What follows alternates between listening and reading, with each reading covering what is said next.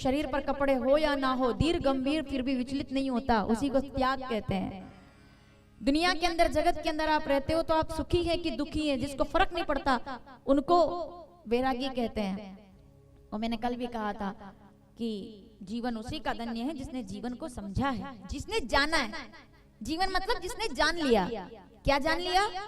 ईश्वर को जान लिया, भगवान को जान लिया, ज्ञान को जान लिया, वैराग्य को जान लिया? जी नहीं, ये तो सेकंड लेयर की बातें हैं। जो पहली स्टेज है वो स्वयं को जानना, कि मैं खुद को जानना चाहता हूँ कि मैं कौन हूँ, मैं क्या हूँ।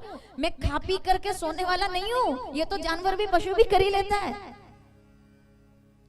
जिंदगी केवल मौज का नाम नहीं है। आप बुद्धिजीवी लोग बैठे, मेरी उम्र इतनी नहीं है जितने आप, जितनी दिवालियां आप लोगों ने देख रखी है, जितने त्योहार आप मनाकर बैठे, उतनी मेरी उम्र नहीं, लेकिन मैं ठीक बोल जाऊं तो समर्थन कीजिएगा।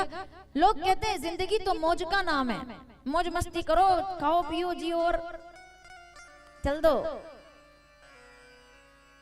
करोड़पति आदमी मिलने हमसे आए, लखपति व्यक्ति मिलने आए तो भी वो रोता रोता ही आता है, बोले ये दुख है, पैसा तो बहुत है, फैक्ट्री तो 2 चल रही, परिवार ठीक नहीं चल रहा। आधे से ज्यादा लोग हमसे मिलने आते ना कभी कभी, बड़े बड़े घर के लोग। हकीकत बताऊं मैं आपको, क्या बोलूं मैं आपसे, बड़े बड़े लोग आते, फिर परिचय हमको लोग कराते, बोले ये इनके पास इतना, इनके पास तो इतनी गाड़ियां हैं, इनके पास इतनी एकड़ जमीन है, इनके पास इतनी प्रॉपर्टी है। फिर जब वो अकेले में बात करते, धीरे से कहते हैं अशांति बहुत रहती है। जब अकेले से मिलते हैं ना, फिर कहते हैं पता नहीं अशांति बहुत, नींद नहीं आती, गोलियां चालू है, भूख नहीं लगती, डॉक्टर एकदम रेडी रहते हैं। बताओ आप, ये करोड़पति आदमी है, इसको बिना गोली के नींद नहीं आती। इससे ज्यादा अच्छा तो दिन भर मजदूरी करने वाला वो मजदूर है जो दिन भर के 50 रुपए कमा करके भी आराम से सोता है, कभी नींद की गोली लेने की जरूरत नहीं पड़ती। कम खाता है पर चैन से सोता है। खेती करने वाला किसान है जिसके सामने पानी गिर जाए, फसल बर्बाद हो जाए, कितना भी दुख आ जाए तो भी राम कथा के पंडाल में बैठ करके मुस्कुराता है। उससे बड़ा करोड़पति आदमी और कौन होगा? क्योंकि उसने अपनी पूरी जिंदगी सौंप दी भगवान के हाथ में कि जो होगा देखा जाएगा, तू जाने तेरा काम जाने, मैं क्यों सिर पर इतना वजन रख करके घूमूं? किस लिए? जब मैं जन्मा नहीं था उसके पहले मेरे लिए दूध का इंतजाम कर दिया था, उसको भगवान कहते हैं।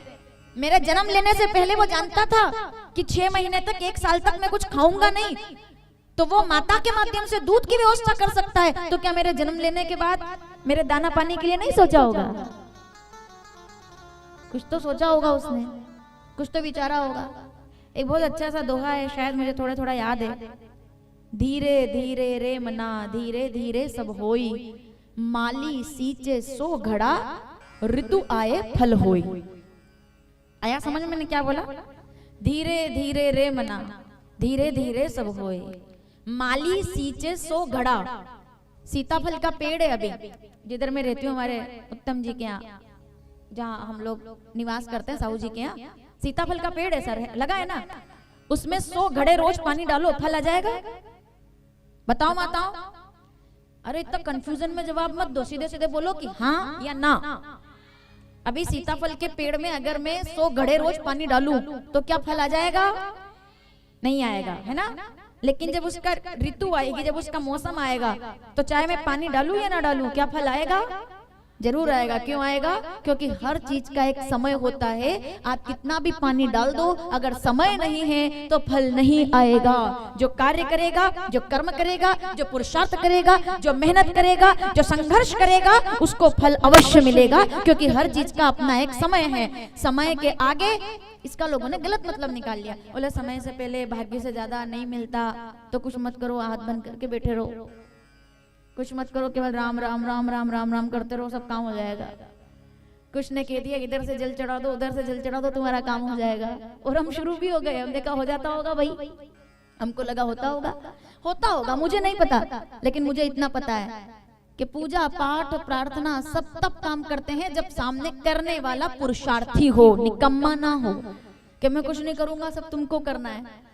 उसको क्या करना है? उसने तो आंखें दे दी, दिमाग दे दिया, हाथ दे दिए काम करने के लिए, चलने के लिए आपको पैर दे दिए, सोचने के लिए बुद्धि दे दी, महसूस करने के लिए दिल दे दिया, उसके बाद भी आप उसके भरोसे पर है कि सब करने वाला वही करेगा। केवल विश्वास कीजिए, लेकिन कर्म तो आपको करना पड़ेगा, पुरुषार्थ तो आपको करना पड़ेगा, संघर्ष आपको करना पड़ेगा, और उसके बाद जो फल निकल कर आएगा उसी को जीवन कहते हैं।